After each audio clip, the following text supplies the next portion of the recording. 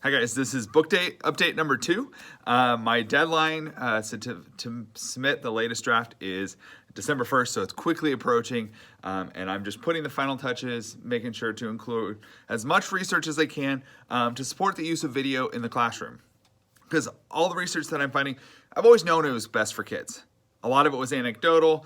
There was some brain research that I knew was out there, but I didn't actually put the theories in place to actually find out for sure that there was brain research to back what we were doing.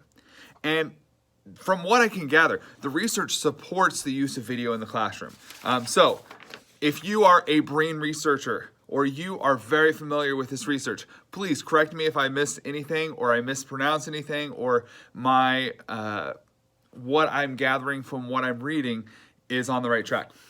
I've spent a lot of time looking at cognitive load theory. Cognitive load theory is basically just the amount of energy it takes your brain to process new learning materials.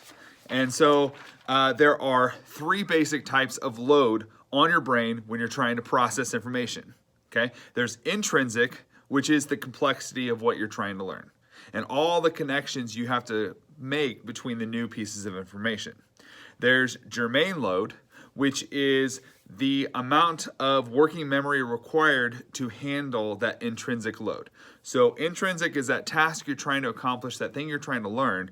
The germane load is what it takes to process out and learn that new material. And then finally, you have extraneous load, which is all the extra stuff that distracts from learning. And a lot of times when we design lessons, there are all these extraneous factors that are having an impact on the student's learning. And so in the book, I'm trying to make sure that everything I'm recommending has these 3 loads in mind, so that there's not a whole lot of extraneous stuff that is going to distract the learner. But it is also addressing both channels of your memory. You got your auditory, your visual processes interacting, and we're not overloading any one of those channels in your memory. So that's what I'm working on, marking up articles, learning about the different ways we're processing information in our brains. So I'm getting all of that incorporated into the book just to make sure that I'm supporting everything that we're doing and that I'm recommending. So I look forward to sharing more with you as the week goes on, as I get closer to this deadline. But it's been a fun process, but it's exhausting getting back into reading technical journals and reading research studies.